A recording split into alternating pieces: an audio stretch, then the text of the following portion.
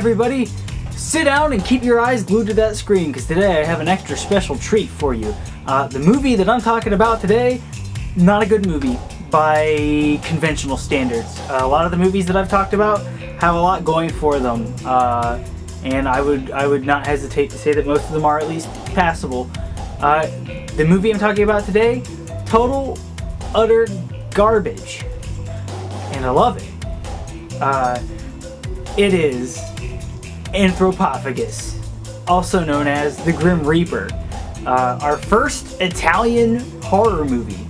Now, a lot of Italian horror movies are incredibly artful and well-directed and well-composed and have these sweeping operatic shots and state-of-the-art effects and are super atmospheric and super dense with symbolism and great imagery, and Anthropophagus has none of those things.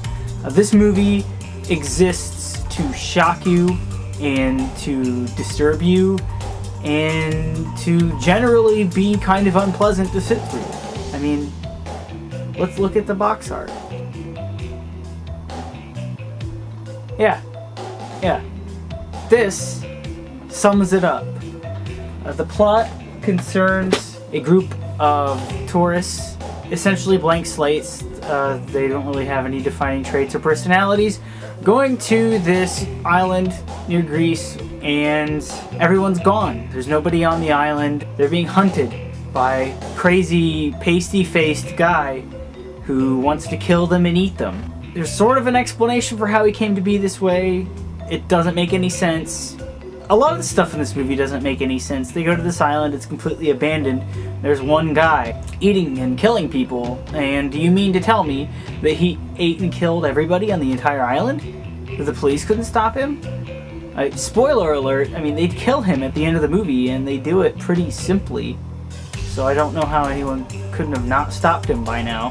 But like I said, the script's garbage. The storyline doesn't make any sense. It's not about that.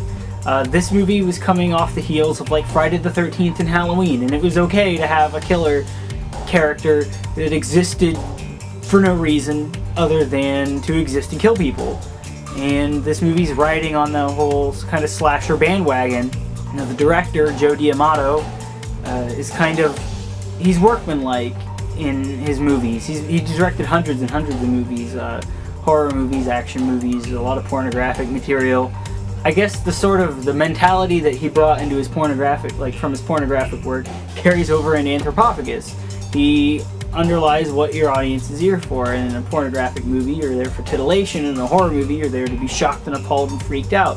So he just decides to go straight for it and go all in. And the killer in this movie is really disturbing. I mean, look at him. Man. One of the best killers ever. Played by a guy named George Eastman, who collaborated with D'Amato on quite a few movies. Now, this movie's really famously gory. This movie was banned in a lot of countries when they first brought it to America in the 80s. It was under the edited title of Grim Reaper. They cut a lot of the gore out. They changed the music. The DVD is uncut and contains the original score. And you might be shocked to see that the movie's really not as completely obscenely gory as you might have heard. But overall, the movie's just disturbing, and even though it's shot with no finesse and no style whatsoever, it's creepy.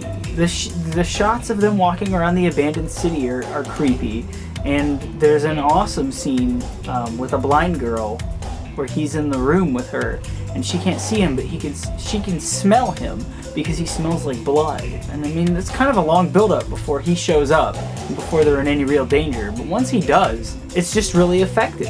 It's not high art. It's not good, really, under any definable category. But if you want a movie that is shocking and violent and really just out to make you watch it like this,